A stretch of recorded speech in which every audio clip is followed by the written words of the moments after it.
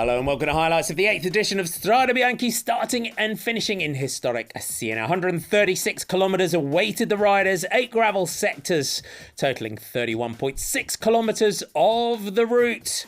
The final 3 coming close to Siena before that punishing climb via Santa Caterina and the historic finish in Piazza del Campo. With 5 sectors of gravel behind them, they headed to the 6th at Monte Aperti. Movistar had looked to try and deliver Annemiek van Vleuten for the launch pad up the 800-metre section. And while Van Vleuten managed to thin out the group, it wasn't enough to get clear. It would be Belgian champion Lotte Kopecky of Team SD Worx that was the next to make her move. She would head towards Colle Pinzuto, the penultimate section of gravel, 2.4 kilometres in length, maxing out at 15%.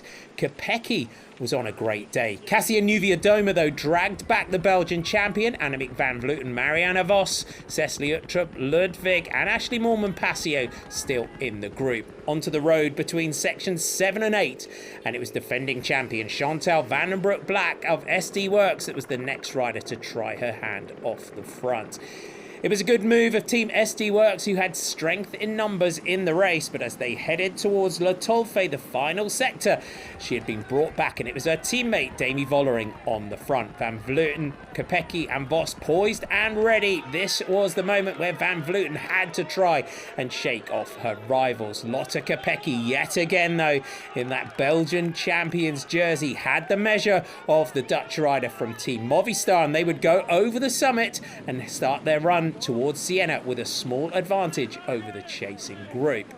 Cecily Uttrup, Ludwig, Cassia Nieuwiadoma, Marianne Vos, Demi Vollering, Cecily Uttrup, Ludwig and Elisa Longo-Borghini would make it back up to the leading duo.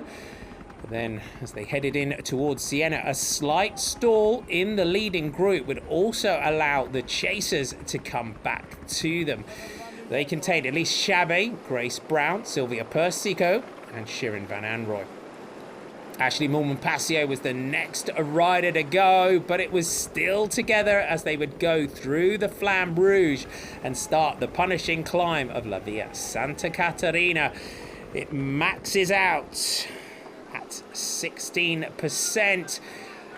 Annemiek van Vleuten, that trademark style, that long, sustained power out of the saddle as they went through 500 metres. It looked like she was starting to open a gap to both Lotte Kopecky and Ashley Moolman-Pasio, but the determination of Lotte Kopecky, she made it up back to Van Vleuten. It then became a game of dive bombing each other through the final corners.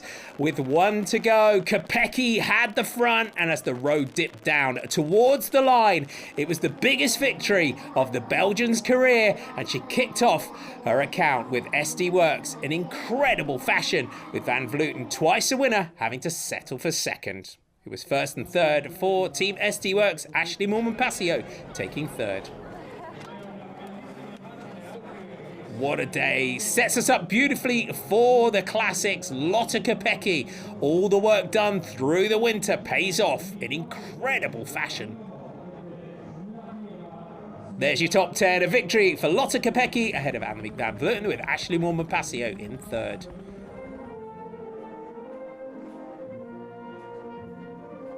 The Belgian national anthem ringing out around the historic Piazza del Campo in Siena.